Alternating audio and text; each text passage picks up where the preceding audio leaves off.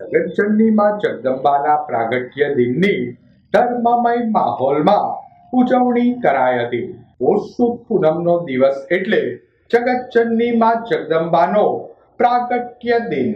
માં જગદંબાના પ્રાગટ્ય દિને શહેરમાં આવેલ માતાજીના મંદિરો ખાતે સવારથી દર્શનાર્થે ભાવિકો ઉમટી પડ્યા હતા. ભાવિકોએ માતાજીના દર્શન કરી ધન્યતા અનુભવી હતી.